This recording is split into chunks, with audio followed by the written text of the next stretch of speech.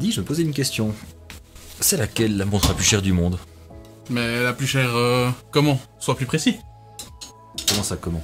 Bah ouais, la montre qui s'est vendue le plus cher aux enchères, la montre la plus chère de tous les temps, ou bien la montre qui actuellement est la plus chère sur le marché. J'avais oublié à quel point t'étais tordu. Ah, mais c'est pas grave. On a au moins une bonne idée de vidéo pour aujourd'hui.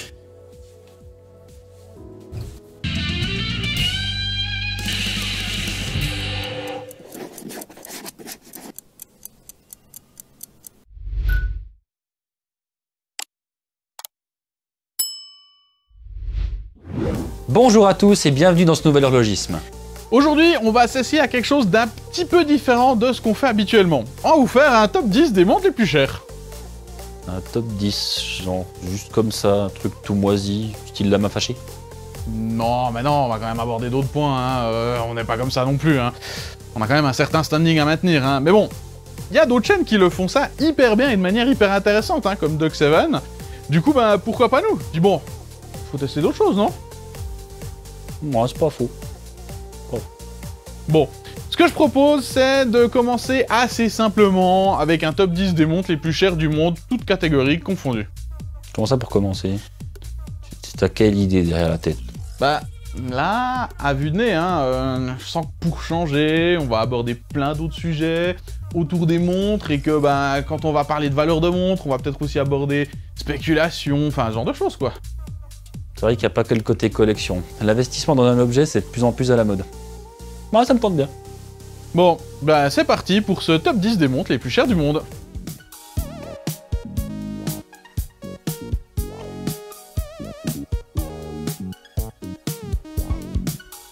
Et pour ouvrir le bal, en 10e position, on a la Patek Philippe World Timer référence 2523 de 1953, dite Gobi Milan. Avant d'aller plus loin, on peut faire un petit aparté pour aborder les ventes aux enchères, non? Oui, car comme vous allez le voir, dans ce top, on va trouver principalement deux types de montres. Celles qui ont été volontairement créées ultra chères et celles qui ont pris de la valeur, soit parce qu'elles ont appartenu à des personnes connues, soit parce que ce sont des modèles qui ont été faits à peu d'exemplaires et qui du coup sont rares ou un mix des deux. Ouais, on vous apprend rien, c'est la même chose pour tout, hein. Plus un objet est rare, plus il y a des chances que beaucoup de monde le convoite et plus son prix va augmenter, hein. C'est d'ailleurs exactement ce qui se passe avec les pierres précieuses. Les plus grosses sont les plus rares et du coup, bah, les plus chères, hein. Mais il y a aussi d'autres éléments qui peuvent entrer en compte. Par exemple, le premier exemplaire de quelque chose ou le dernier. Bah, il va avoir vite un autre attrait particulier auprès des collectionneurs. Et pour en revenir à cette première montre de notre top 10, c'est exactement ce qui se passe. C'est ça, mais avant de parler directement de cette montre, il faut peut-être déjà qu'on parle de la référence 2523 de chez Patek Philippe, hein. Pour ceux qui débarquent, Patek Philippe est une marque suisse qui a été fondée en 1839 à Genève. À sa création, on trouve deux horlogers polonais, Antoine Norbert de Patek et François Czapek. Mais ça n'a pas duré long et Czapek a laissé sa place à un ingénieur français du nom de Jean-Adrien Philippe. Il avait rencontré en 1844 à l'Expo universelle de Paris. Au final, c'est qu'en 1851 que la raison sociale devient Patek, Philippe et compagnie. Ouais, et si vraiment vous connaissez pas cette marque, on va dire qu'ils sont surtout spécialisés dans l'horlogerie très haut de gamme, mais surtout dans les montres qui ont toujours un très haut niveau de qualité. C'est aussi une marque qui a toujours cherché à repousser les limites de l'horlogerie en proposant des complications toutes plus folles les unes que les autres. On peut en citer quelques-unes, comme la première montre bracelet avec une répétition à 5 minutes pour femmes en 1915, la première montre bracelet à calendrier perpétuel pour femmes en 1925, une montre bracelet astronomique avec un quantième perpétuel et date rétrograde en 1936, montre à double fuseau horaire en 1959, et pour leurs 150 ans en 1989, création du calibre 89, la montre la plus compliquée du monde avec 33 complications. Donc, si on résume, hein, Patek Philippe c'est beau, c'est précis et c'est généralement sacrément compliqué. Et c'est là qu'on retombe sur cette référence 2523 World Timer. À l'époque où cette montre est développée, donc dans les années 1930, hein, on n'avait ni smartphone ni internet. Merci Catanovius. Blablabla, hein. Je le précise parce que on sait jamais, hein. Du coup, pour avoir l'heure, soit on était l'équivalent de Mike Horn et on pouvait se repérer facilement avec le soleil, soit ben, on était comme tout le monde et on possédait une montre. Oui, je sais, je vous vois venir. Il y avait des horloges au clocher des églises et dans les gares. Mais c'était pas forcément partout et beaucoup moins pratique qu'avoir sa propre montre. Bref, Depuis la fin du 19e siècle, le monde s'ouvre de plus en plus et on commence à voyager plus facilement à travers le monde. Sauf qu'en fonction d'où on va, ben c'est pas dans le même fuseau horaire et en général, en tout cas les gens comme moi qui galèrent avec les fuseaux, ben c'est toujours compliqué de savoir si on est à plus 7 heures ou moins 9 heures en fonction de si on est à Tokyo ou à Los Angeles. Et oui, maintenant c'est facile, le téléphone le fait pour nous, même plus besoin de réfléchir. Avant, fallait mettre sa montre à l'heure et pour quelqu'un qui voyageait beaucoup, c'était vite chiant et pas très pratique de devoir changer l'heure de sa montre à tout bout de champ. Ouais, et bon, on va pas se mentir, hein, il y a quand même beaucoup d'inventions qui viennent juste de la fainéantise des uns et du talent de quelques personnes qui réussissent à automatiser la chose ou la rendre mécanique et la rendre accessible à tout plein de monde. Et dans notre cas, c'est l'horloger Louis Cottier, établi à Genève, qui va inventer une montre avec un astucieux affichage dit d'heure universelle. Patek, ayant été impressionné par cette invention, a chargé Louis Cottier de créer une collection avec son invention. Et du coup, Patek les nommera les World Timers. La prouesse de cette collection, c'est qu'elle affiche l'heure exacte dans tous les fuseaux horaires du monde à la minute près, et le tout avec un affichage ultra simple et compréhensible. Mais c'est surtout en 1950 que Louis Cottier va pousser encore plus loin cette complication en créant le World Time System, un tout nouveau modèle, cette fois avec 2 couronnes. L'avantage de cette nouvelle version, c'est que la lunette sur laquelle se trouve le nom des villes est mieux protégée et surtout les villes sont imprimées et non plus gravées à la main, permettant une meilleure lisibilité. Cette nouvelle version, c'est donc la référence 2523 de chez Patek Philippe. Et on va pas se le cacher, ce qui rend cette référence intéressante pour les collectionneurs, c'est qu'il n'y en a pas eu beaucoup qui ont été produites, vu que c'était une collaboration et qu'elles étaient faites à la main par Louis Cottier chez lui. Et pour rajouter encore un peu de rareté, le modèle spécifique Gobi Milan de 1953 est une pièce unique. C'est la seule Patek Philippe référence 2523 de 1953 connue à ce jour à avoir un cadran en émail bleu portant les 2 marques. Et oui, cette montre est marquée Patek Philippe, mais aussi Gobi Milan, qui était le revendeur pour la marque à cette époque à Milan en Italie. Du coup, on comprend assez vite pourquoi cette montre a fait exploser les enchères quand elle a été proposée en 2019 chez Christie's à Hong Kong. Sauf qu'avec tout ça, on vous a pas encore donné son prix. Donc la pièce numéro 10 du top des montres les plus chères du monde a été vendue aux enchères le 27 novembre 2019 pour 9 31 523 $ américains. Oui, vous avez bien entendu. On n'est qu'à la 10e place et on parle déjà d'une montre qui s'est vendue pas loin de 10 millions de dollars. Tiens, d'ailleurs, avant d'aller plus loin dans ce top, dites-nous en commentaire, là, maintenant, tout de suite, combien vous pensez que la numéro 1 vaut. Ça serait intéressant de comparer entre vos estimations et le chiffre réel. Je pense que vous allez être surpris. Allez, on passe à la numéro 9.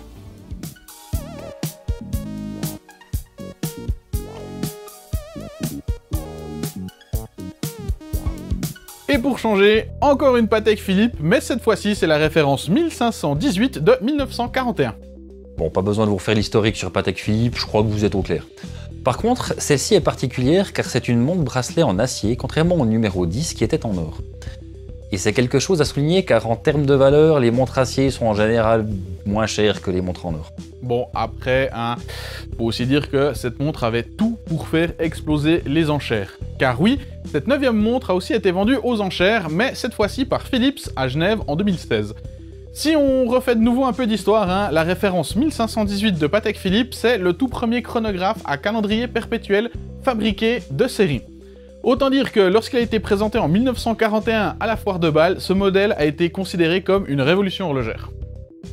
Et pour ajouter à ça, il faut aussi préciser que Patek Philippe n'a créé que 281 pièces dont la grande majorité était en or jaune et une cinquantaine en or rose. Pour être exact, la marque n'a sorti que 4 exemplaires en acier inoxydable et histoire d'aider encore à faire grimper le prix, la montre qui a été vendue aux enchères en 2016 portait le numéro 1 et elle est datée de 1943. Mais c'est pas tout. À la fin de la Deuxième Guerre mondiale, Patek Philippe va changer la façon dont le nom de la marque est décalqué sur le cadran. En effet, ils vont supprimer le Enco sur tous les modèles, du coup celle-ci fait partie des toutes dernières à encore l'avoir. Autant dire que tout était réuni pour faire péter tous les scores. Et c'est ce qui s'est passé puisqu'elle s'est vendue pour 11 170 330 $ américains le 13 novembre 2016. Et pour le coup, en 2016, c'était aussi la montre la plus chère jamais vendue aux enchères. Ouais, on dit jusque là parce que vous allez voir, il y en a d'autres qui vont arriver dans ce top.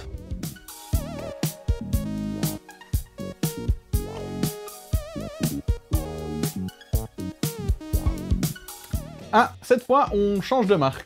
La numéro 8, c'est la Rolex Daytona, référence 6239 de 1968.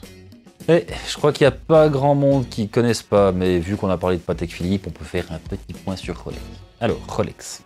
Rolex, c'est une manufacture de montres suisse qui a été fondée en 1905 par Hans Wilsdorf. On notera au passage que Patek Philippe a été fondé 66 ans plus tôt, ce qui fait de Rolex une marque relativement jeune dans le monde des manufactures de luxe. Comme Patek, au final, Rolex a depuis ses débuts été tourné vers les montres de luxe, mais surtout vers la précision. Le fondateur, Hans Wilsdorf, avait fondé avec son beau-frère une compagnie de distribution de montres à Londres. Mais bon, début 1900, la quasi-totalité des montres étaient produites en Suisse. Leur idée était de proposer des montres de plus en plus petites et de plus en plus fiables, dans le but d'avoir des montres bracelets, chose qui à l'époque n'existait presque pas. Ils trouveront le bon fournisseur avec la société Egler basée à Bienne, ici en Suisse. Et cette collaboration va d'ailleurs perdurer puisque l'usine principale de production de Rolex est toujours établie dans cette ville. Faut aussi dire que Rolex a déposé plusieurs brevets au cours de son histoire et pas mal fait bouger les choses au niveau de la montre bracelet. C'est d'ailleurs les premiers à déposer un brevet pour un bracelet extensible, mais c'est surtout en 1910 qu'il marque le coup avec le premier certificat suisse de chronométrie pour une montre bracelet. Et c'est pas tout. Il décroche aussi en 1914 un certificat de précision de classe A par l'observatoire de Kew en Grande-Bretagne. Ce certificat était jusque-là uniquement délivré à des chronomètres de marine. Eh, c'est pas pour rien si aujourd'hui, outre le luxe, Rolex est encore associé à une image de précision et de fiabilité. Mais pour la pièce qui nous concerne, il faut faire un bond dans le temps puisqu'il s'agit ici du modèle Daytona. Pour être précis, on parle ici de la Rolex Oyster Perpetual Cosmograph Daytona. Et on s'étonne que tout le monde l'appelle seulement la Rolex Daytona. Cette gamme a été lancée en 1963 et avait pour but de répondre aux exigences des pilotes automobiles. Oui, encore une fois, une marque sort un modèle pour répondre à un besoin, et Rolex est une marque étroitement liée au sport, qu'il soit automobile, équestre, à voile, ou encore du tennis ou du golf. Et bon, on va pas se cacher, c'est la Rolex classique que tout le monde a déjà vue. Son nom vient de Daytona Beach en Floride, qui était un haut lieu des courses auto et moto dès 1902. C'est d'ailleurs là-bas que beaucoup d'inventions dans le monde des courses automobiles ont été faites, et surtout les premiers records de vitesse allant jusqu'à 443,492 km/h en 1935. Autant vous dire qu'à cette époque-là, aller à cette vitesse sur du sable, fallait avoir des sacrés nerfs d'acier. En ce qui concerne les montres, le premier modèle de Daytona porte la référence 6238 et a été lancé début 1960. Mais c'est surtout le modèle 6239 qui va devenir la référence des chronographes de sport. A noter que les premiers modèles ne portaient pas encore l'inscription Daytona sur le cadran. Il faudra attendre 1965 pour que ça apparaisse. Mais du coup, vous vous demandez pourquoi une Rolex Daytona de 1968 se retrouve dans ce classement, non? Car effectivement, c'est un modèle qui a été beaucoup produit et du coup qui n'est pas si rare que ça. Mais dans la montre qui nous concerne, la rareté vient du fait qu'elle a été achetée et portée par un célèbre acteur, Paul Newman. Alors oui, si vous n'aimez pas le cinéma classique, ce nom ne va strictement rien vous dire. Mais Paul Newman est une icône des années 60 et 70 au même titre que Steve McQueen ou Robert Redford. Mais une des particularités de Paul Newman, c'est que depuis qu'il a été l'acteur pour le film Virage de 1968, il se découvre une passion pour le sport automobile, participant aux 24 heures du Mans ou aux 24 heures de Daytona. Et du coup, vous vous en doutez, Paul Newman possédait une Rolex Daytona. Cette dernière a la particularité d'avoir un cadran couleur sable dit exotique, qui d'ailleurs deviendra par la suite, dans les années 1980, le cadran Paul Newman. C'est aussi un cadeau de sa femme destiné à lui porter chance lors des courses auxquelles il participait. Pour ce faire, cette montre est gravée sur le fond avec l'inscription « Drive carefully, me ». Ouais, vous commencez à comprendre pourquoi le prix a bien grimpé aux enchères. Donc, si je résume, une Rolex emblématique, ayant appartenu à l'acteur phare de l'époque qui a lui-même participé à rendre ce modèle mythique, et en plus gravée car offerte par sa femme, on est plus sur un bout d'histoire que véritablement une montre. Et ça a plutôt bien marché puisqu'elle a été adjugée à 17 752 500 $ US le 26 octobre 2017. Et c'est de nouveau une enchère Philips, mais cette fois-ci à New York, explosant les records pour une montre bracelet.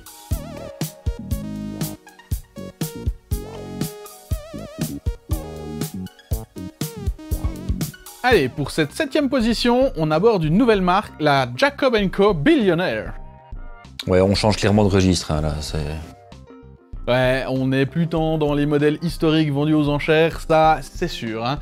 Cette montre a été produite en 2015 par la marque Jacob & Co. C'est une marque assez jeune, voire même très jeune, puisqu'elle a été fondée en 1986 par Jacob Arabo à New York. À la base, c'était surtout une marque de joaillerie basée dans le Diamond District de Manhattan. D'ailleurs, la boutique s'appelait Diamond Casa.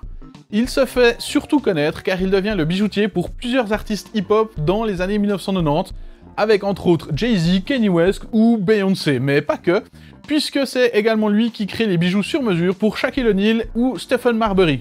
Juste.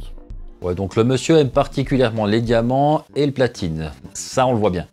Mais c'est surtout en 2007 qu'il va fonder Jacob & Co SA à Genève.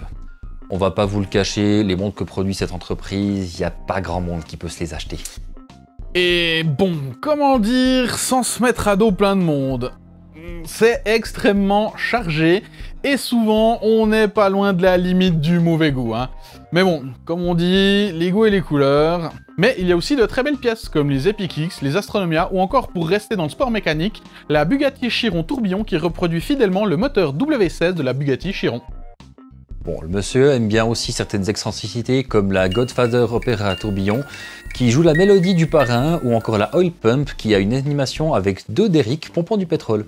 Mais pour le coup, celle qui nous intéresse ici, c'est bien la billionnaire. Et on va pas tourner autour du pot très longtemps. Effectivement, ce qui fait une grande partie de la valeur de cette montre, c'est la quantité astronomique de diamants qui sont sertis dessus. Pour être exact, il y a 260 carats de pierres précieuses de qualité supérieure sur cette montre. Ça fait quand même 52 grammes de diamants. Hein. Après, bien sûr, on imagine parfaitement le travail de fou que ça a dû être pour tailler tous ces diamants exactement de la même forme et la même taille, tout en partant des grands diamants sur la lunette, puis en diminuant les dimensions jusqu'au bracelet. Sans oublier que le tout est fait dans un sertissage invisible dans de l'or blanc. On notera aussi que pour le coup, c'est un vrai mouvement mécanique qui se paye le luxe d'avoir un tourbillon. Perso, moi, ce mouvement, je le trouve vraiment sympa et hyper bien pensé en termes de légèreté. Le squelettage est vraiment ouf, mais je la préférerais sans tous ces diamants. Hein. En effet, le mouvement est vraiment une belle pièce mécanique, mais pareil, trop de diamants tue le diamant. Et pour couronner le tout, bah, c'est un exemplaire unique. Du coup, ça aide aussi à faire grimper la cote de ce genre de pièces. Et celle-ci a été présentée à Baselworld en 2015 pour la modique somme de 18 millions de dollars américains. Ça grince à rien dans ce top.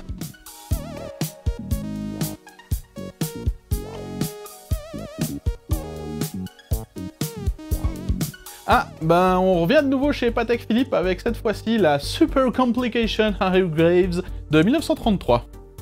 Pourquoi je sens qu'avec un nom pareil, c'est genre une commode d'un mec ultra riche qui voulait la montre la plus compliquée de son époque? C'est exactement ça, hein. Cette montre a été commandée par le banquier Henry Graves Jr. L'idée derrière cette commande, c'était d'avoir une montre avec encore plus de complications que la rivale, la grande complication Pocket Watch qui appartenait au constructeur automobile américain James Ward Packard et qui avait été faite par Vacheron Constantin en 1918. Oui, comme on peut le voir, la concurrence a depuis toujours été un des autres moteurs pour faire évoluer l'horlogerie, surtout quand derrière il y avait quelqu'un pour payer. Et pour le coup, James Ward Packard et Henry Graves Jr. se faisaient une belle compétition à qui a la plus belle, la plus chère ou la plus compliquée des montres, tous deux étant des collectionneurs invétérés de montres. D'ailleurs, c'est la première montre de ce classement à ne pas être une montre bracelet, mais une montre de poche. Car, ben ouais, maintenant, plus personne ne porte de montre de poche sauf pour des déguisements. Mais c'est resté pendant longtemps le summum de la classe, et ce, pour les hommes et les femmes. D'ailleurs, Patek Philippe va passer un bon bout de temps sur ce projet, puisqu'il leur faudra 3 ans de conception et 5 ans pour la fabriquer. Et quand même, j'imagine pas le prix d'une telle montre, et si ça devait être fait aujourd'hui par une grande marque. Alors ça pourrait presque être le sujet d'une prochaine vidéo, tiens. Bon, bah, faites péter les commentaires si ça vous intéresse, hein, histoire qu'on étudie la question. Bon, après, cette super complication Henry Graves, c'était aussi à l'époque la pièce la plus compliquée du monde. Pour ce faire, une petite idée, elle avait 920 pièces, 430 vis, 110 roues, 128 composants de mécanisme, 70 rubis, 2 cadrans et 19 aiguilles. Et le tout bien entendu fabriqué à la main, vu que je vous le rappelle, elle date de 1933. C'est bien beau tous ces chiffres, mais on peut aussi parler de quelles complications ils avaient réussi à caser, car les mecs qui ont bossé sur cette montre devaient être sacrément fous. Vu tout ce qu'ils ont réussi à te faire tenir dans une montre de poche.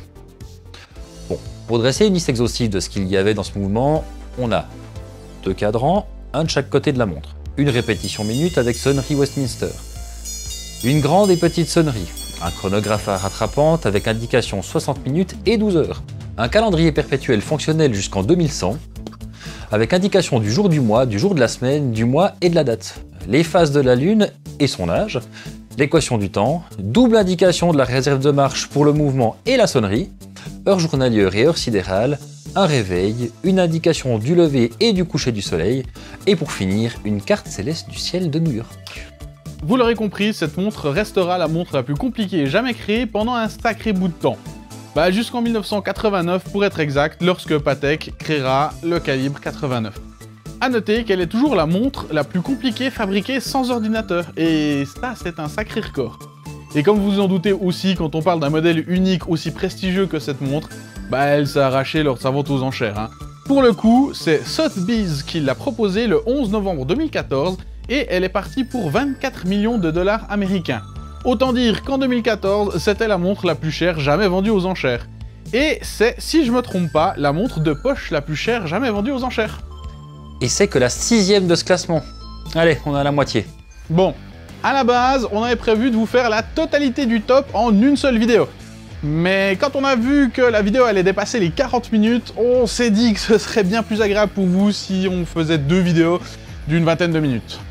Après, peut-être qu'on se trompe, hein, mais là, c'est à vous de nous dire si vous êtes partant pour une vidéo de 40 minutes la prochaine fois. Dans tous les cas, on se réjouit de lire vos retours en commentaire et n'hésitez pas à nous dire si vous aimeriez qu'on creuse plus certaines marques ou certains sujets qu'on a abordés dans cette vidéo. Comme d'hab, n'oubliez pas de vous abonner, d'activer les notifications pour être au courant des prochaines vidéos. Et si vous aimez et voulez qu'on continue ce genre de vidéos, partagez-les, lâchez-nous un pouce bleu histoire d'aider à faire connaître cette chaîne à d'autres personnes et au passage, flatter l'algorithme de YouTube. Et pour changer, n'hésitez pas à nous suivre sur les réseaux sociaux, que ce soit Instagram, Facebook, on est régulièrement actifs dessus. En attendant, pour ceux qui veulent creuser un peu plus ce sujet, on vous met toutes les sources en description.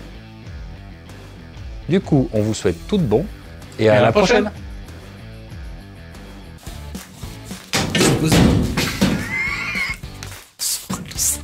Sors, putain. Oui. Donc c'est de ma faute si on recommence. Hein. Ça a carrément fait vibrer la caméra. Oui, en même temps ça tape là-dedans.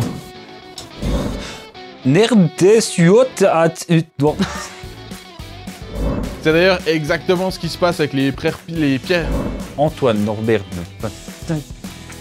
Et pour leurs 150 ans en 18... Oui, je sais. Et pour leurs 150 ans en 1930... Oui, je sais, je vous vois venir, il y avait des cloches... Et les ancêtres, quand elle a... Les ancêtres. Quand elle a été proposée... Ta gueule. Frère, une compagnie... Extroitement. Extroitement. Extroitement lié à... Yar. Équestre, à voile. Équestre. Équestre. Équestre. C'est les chevals, l'équestre. C'est les chevals, c'est le sport le cheval. L'équestrerie. C'est l'équestrerie. 64 points. Putain.